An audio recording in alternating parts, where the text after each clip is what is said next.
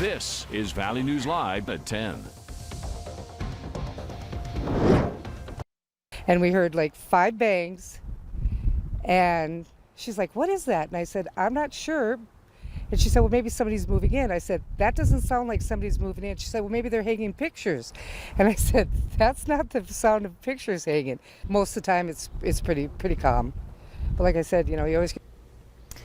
Good evening. We begin with new information on the story. We're the first and only news outlet to tell you about at 5:30 this evening. We now know a man was shot by a highway patrol trooper this afternoon, leading to a traffic jam near the tri-level in Fargo. This is drone video from overhead of the situation as it was unfolding. The on-ramp there from I-29 south onto I-94 east is still closed. It's been closed since about 5 this afternoon. Officials say it could stay closed for a few more hours as BCI crews are still on the scene investigating. Police held a news conference tonight, just wrapped up about an hour ago with the latest on their investigation. Valley News Team's Nishay Taylor kicks off our team coverage live at Highway Patrol headquarters in Fargo. Stacey, Justin, well, it's so much to unpack with these incidents that occurred today. We'll start with the North Dakota Highway Patrol's involvement. They say they got a call around 4:50 this evening, or this afternoon rather, about a hit and run crash right off of I-29. That crash involved a motorcycle and the suspect vehicle, which was a blue pickup. Unfortunately, the motorcyclist involved in that crash has suffered life-threatening injuries. Now, authorities say the pickup continued to flee. They were able to catch up with it along 32nd Avenue, but again, it still chose to flee the area. Another crash happened during that pursuit, shall I say. Unfortunately, those individuals in that crash were not harmed. Now, the troopers were able to, as you mentioned earlier, stop the suspect vehicle on I-29, right off of I-29 on the I-94 East ramp. Now, authorities say the suspect proceeded to get out of the vehicle and started shooting at troopers. Now, Captain Brian Newen with the North Dakota Highway Patrol says this happened next. The male was shooting rounds off as he exited the vehicle.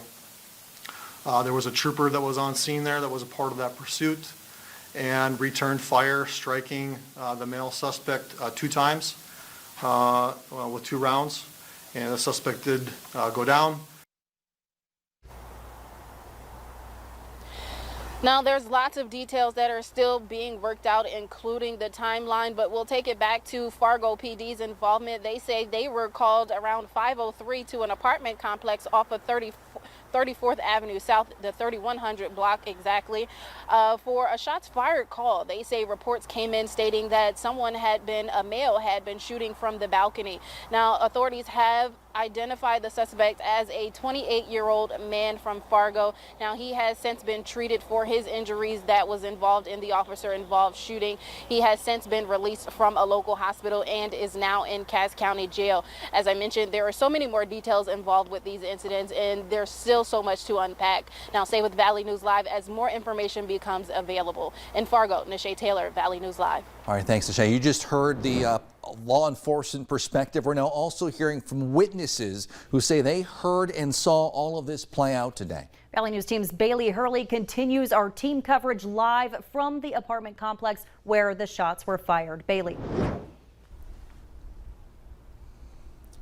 Yeah, Justin, Stacey, several neighbors that I've talked to here in this area say that they're scared and they're still in disbelief that something like this would happen in what they thought was their relatively safe neighborhood. Now, what witnesses tell us is they heard up to 30 shots being fired within a very short amount of time. But then, Justin, Stacey, people watched as that man got into his pickup and drove erratically out of this driveway and onto 32nd Street South towards 32nd Avenue South. And that's where he met an unsuspecting woman who had just gotten off work and says she was on her way to the gym. She says she turned westbound onto 32nd Avenue, and that's when she saw that pickup driving erratically right behind her.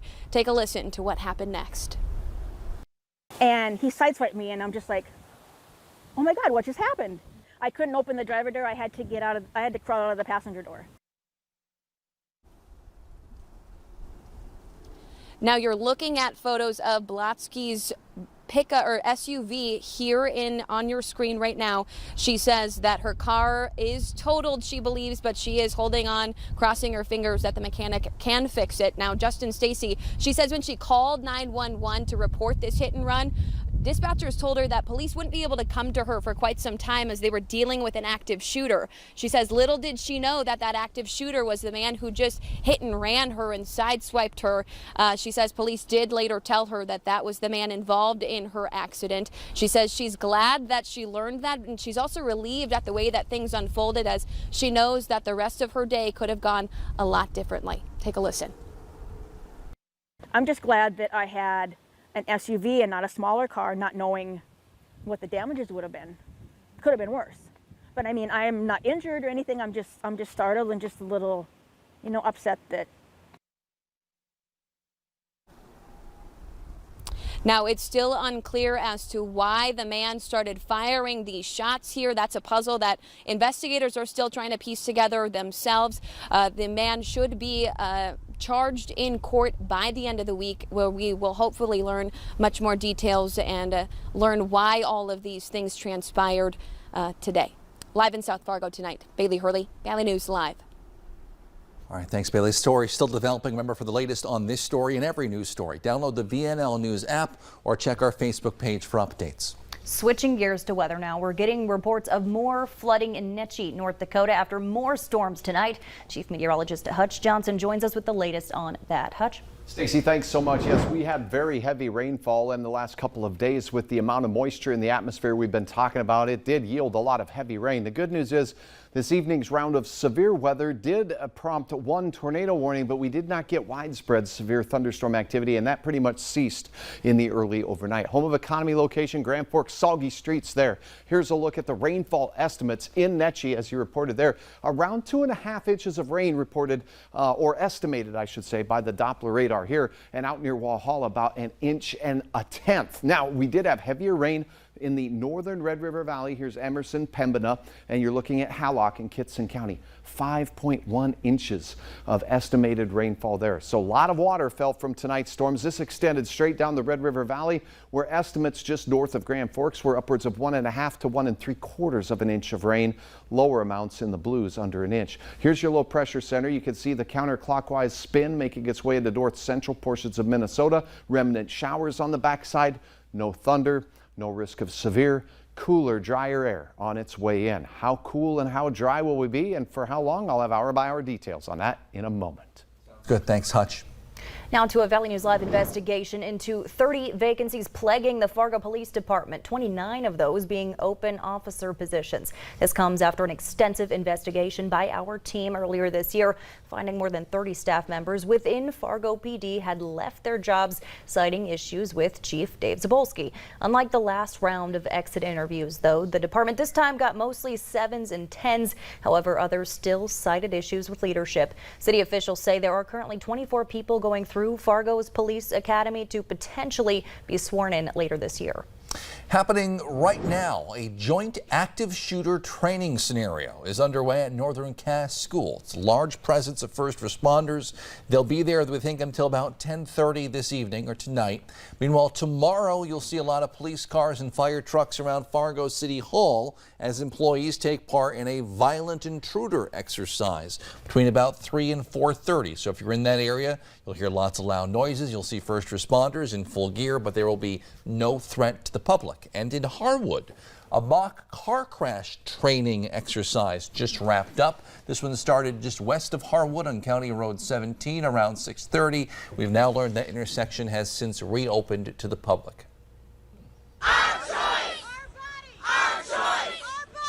16 members of Congress were among 34 people arrested or briefly detained outside the Supreme Court today during a protest for abortion rights. Representative Ilhan Omar, a Democrat from Minnesota, was one of them. Police said demonstrators were blocking the street and given 3 warnings before officers made arrests.